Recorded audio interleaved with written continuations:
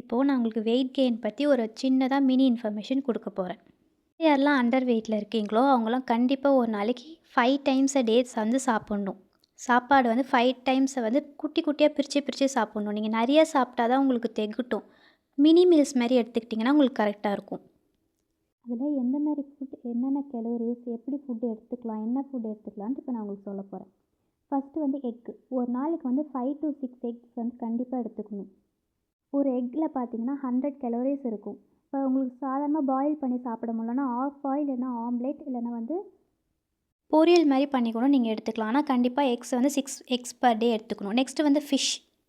Salmon ஃபிஷ்ஷுன்னு சொல்லுவாங்க. காலா மீனில் நிறைய ஒமேகா 3 ஃபேட்டி ஆசிட் இருக்குது. இப்போ ஒமேகா 3 ஃபேட்டி ஆசிட் ஃபுட் எடுத்துக்கிட்டிங்கன்னா ஆட்டோமேட்டிக்காக உடம்புல வந்து வெயிட் வந்து போடும். கானாங்கத்தை மீன், மத்தி மீன் இதிலலாம் நிறைய கலோரிஸ் இருக்குது. நிறைய ஒமேகா 3 ஃபேட்டி ஆசிட்ஸும் இருக்குது.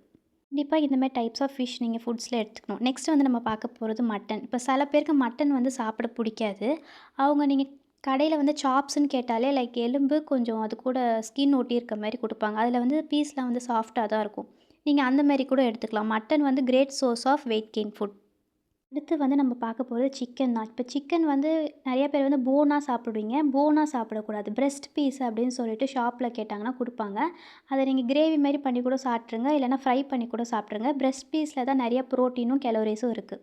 நெக்ஸ்ட்டு வந்து பனானா. இப்போ பனானா வந்து பாதி பேருக்கு சாப்பிட பிடிக்கும், பாதி பேருக்கு சாப்பிட பிடிக்காது. இப்போ சாப்பிட பிடிக்கிறவங்க பனானா வந்து ராவாகவே அப்படியே பச்சையாக எடுத்துக்கோங்க.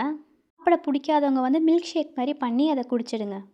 உங்களுக்கு வெயிட்டும் கெயின் ஆகும், பிடிச்ச ஃபுட்டாகவும் இருக்கும்.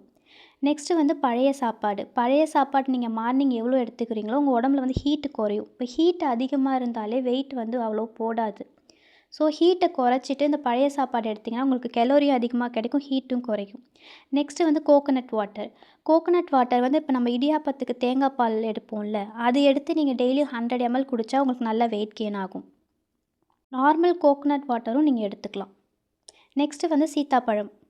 இப்போ சீத்தாப்பழத்தில் வந்து நிறைய கலோரிஸ் இருக்குது. சில பேருக்கு வந்து சைனஸ் இருக்கும், கோல்டு இருக்கும். அவங்க வந்து சீத்தாப்பழத்தை வந்து நீங்கள் வந்து ஸ்கிப் பண்ணிக்கலாம். மீதி பேர் ஒத்துக்கிறவங்க வந்து இந்த சீத்தாப்பழத்தை எடுத்துக்கலாம். நெக்ஸ்ட்டு வந்து சீஸ்னல் ஃபுட்ஸில் வந்து மேங்கோ. மேங்கோவில் பார்த்தீங்கன்னா நிறைய கலோரிஸ் இருக்குது. ஸோ முடிஞ்ச அளவுக்கு மேங்கோ சீசன், இப்போ சம்மர் சீசன் வந்தோடனே அதையும் எடுத்துக்கோங்க. நெக்ஸ்ட்டு வந்து பீனட். பீனட்டில் அவ்வளோ கலோரிஸ் இருக்குது. அதை நீங்கள் எப்படியுமே ஸ்கிப் பண்ணாமல் எப்படியாச்சும் சாப்பிட்ருங்க.